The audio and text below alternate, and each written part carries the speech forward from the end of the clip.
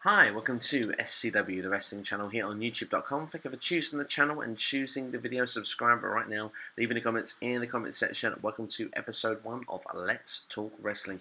Your questions answered here. So if you have a question that you want me to answer regarding any wrestling company, whether it be WWE, Impact Wrestling, Lucha Underground, ROH, anything, any topic can be asked, and I'll give you my opinion on the subject matter. So basically, it's the questions you want answered will be on these particular episodes. So if you have a question, put yourself in right now. If you want to see what it's all about, here is episode 1 for you right now. So we've got 3 questions that I've been asked, and I'm going to go through those for you right now. So question 1 is from Dean Smith via Facebook. Thank you for your question, asking my thoughts on Jinder Mahal becoming WWE champion. Now, I haven't done a video on it, so yeah, it's a very good question. Thank you very much for asking.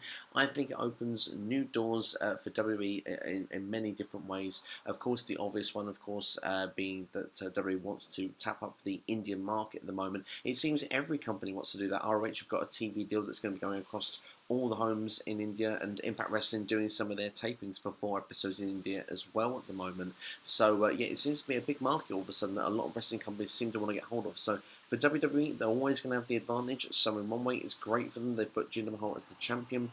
Is it believable? I do think it's a bit sudden. I think it's a bit soon. I mean, you look at Jinder Mahal, he wasn't on the best winning record. I think if he'd have come back and been on Raw and been winning some matches, gained some sort of slight momentum, then gone to SmackDown Live and won it, I think it would have seemed a bit more.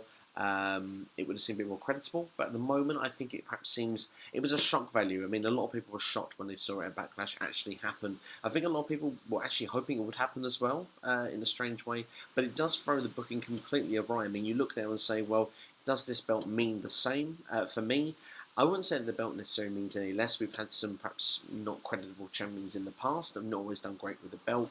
But you look at this and say that now someone that was losing for 4 to 6 months can become the champion within 2 months, and to me that does take away a little bit of the credibility of the booking, and I'm not happy about that aspect of it. I would have liked to have seen this dragged out further, perhaps even another month or 2 before Mahal actually went and bit the bullet, because JBL had this similar run in 2004, where he was the SmackDown champion, the WWE champion, but he didn't win. He got the championship match with Eddie Guerrero, and he didn't win. It was I think it was a DQ win the first way.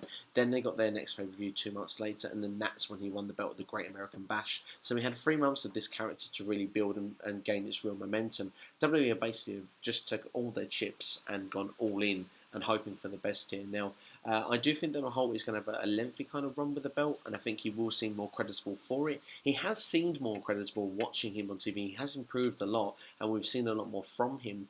I do think that the Singh brothers is a great addition as well. I do think that the championship it's kind of a bit of a throwback to when we've seen these guys before, like the Great Khali being the champion before. It has got that throwback to the mid 2000s, and the booking wasn't always the worst there. I do think though that the gimmick is slightly outdated. It's like going back to the 1980s, but at the same time, I do find that this has got potential, and I do think that when this is all said and done, I don't see Mahal being a multi-time champion with the company. I do see him, though, going to an upper mid-card area within SmackDown Live, perhaps the United States champion towards the end of the year. And I think that he's probably solidified his place in the company for quite a few years. And I think that, yeah, I think this is a good thing for WWE. And I think on the whole, I think that it's still a bit early just to say just yet if this is going to be a roaring success or not.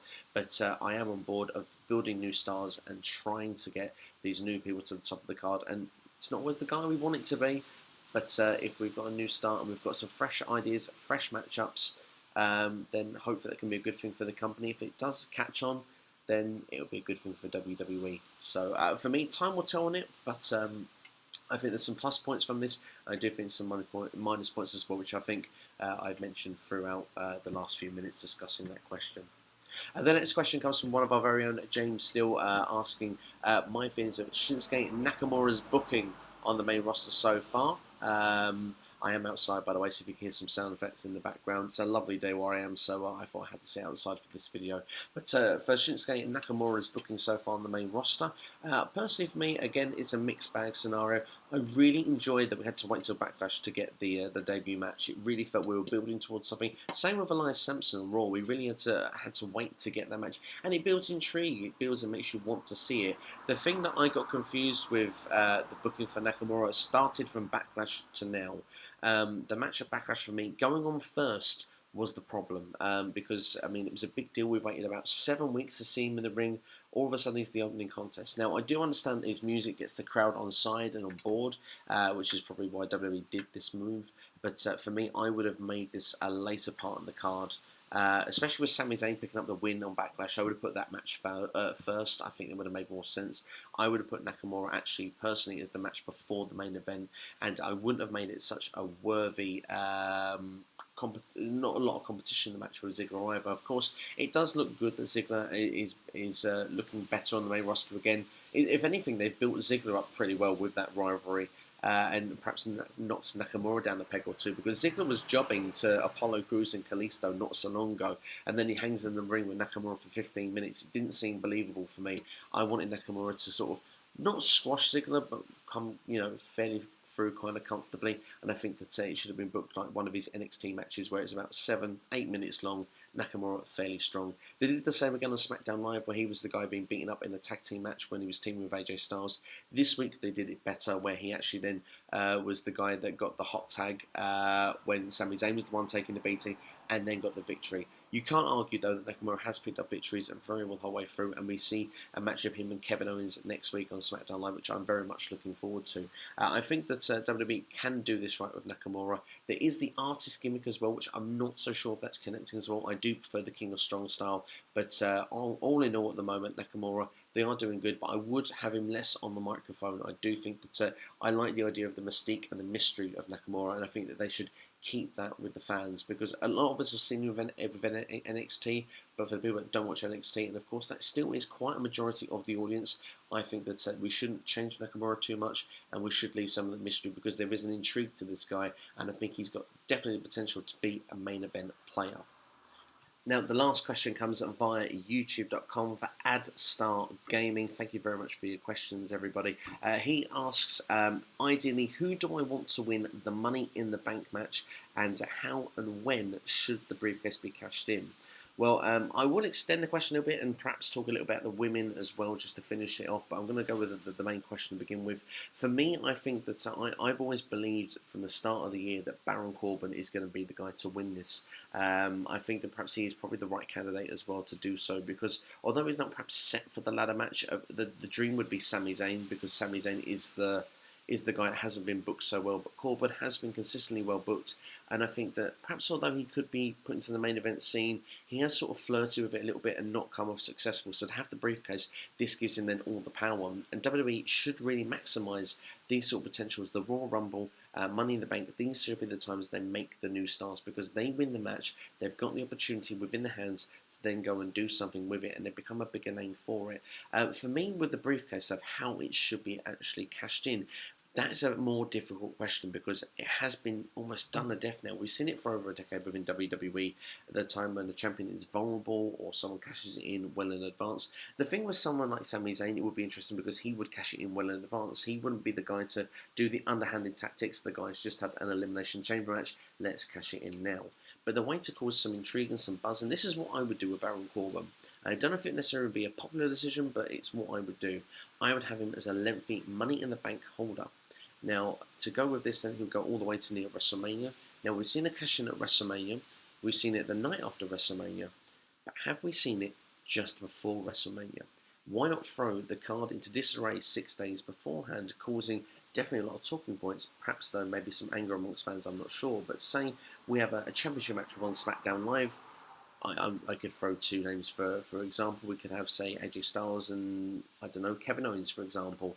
And all of a sudden, Baron Corbin cashes in on a Kevin Owens champion, and Kevin Owens is taken out of the main event of WrestleMania, and it's Baron Corbin in his place. It would cause a lot of talking point, a lot of stir. Baron Corbin could have been in the Andre the Giant Memorial Battle Royal, but instead, or not even have a match at WrestleMania, but yet he steals the main event spot from somebody else.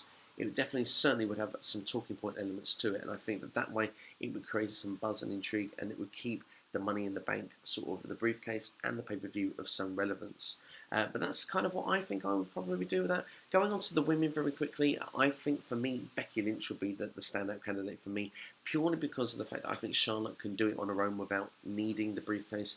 And I think as well that Becky Lynch, a heel turn would be kind of cool for her to have maybe a program of her and Charlotte later in the year. Charlotte as the face and Becky as the heel. That way it's something slightly different to what we've seen before. And I think Becky Lynch could be a good heel given the chance, and she's not done that yet on the main roster. I think her character could do with a little bit of a switch, a little bit of a turn, and I think the heel run would be fantastic for her. But that's everything then for this particular first episode then of Let's Talk Wrestling here on YouTube.com. As you can see, throw your questions in on the comments below right now. You can go on Facebook as well. Go to the top of the search engine, type in SCW, the Wrestling Podcast on that. You can like that page right now, or you can leave a question on the message or any way you like on there. You can also follow on Twitter at SChatWrestling, and you can send a tweet to us on there as well. Of course, if not, just leave it in the comments of any video at all of a question you want answered, and I will do that for you on the next episode of Let's Talk Wrestling. But thank you very much for watching this particular video. I hope you've enjoyed it. It's something a little bit different for me to do. It gives me a good chance to interact with hearing what you guys want answer and want me to talk about on this channel. So I hope you've enjoyed it, and we'll be back for episode 2 very soon. In the meantime, get those questions in, and don't forget as well, Extreme Rules Predictions video is up for you right now. And yeah, make sure to subscribe to the channel. Take care. Thank you for watching as always. This is me, SCW, the Wrestling Channel, here on YouTube.com. All the best.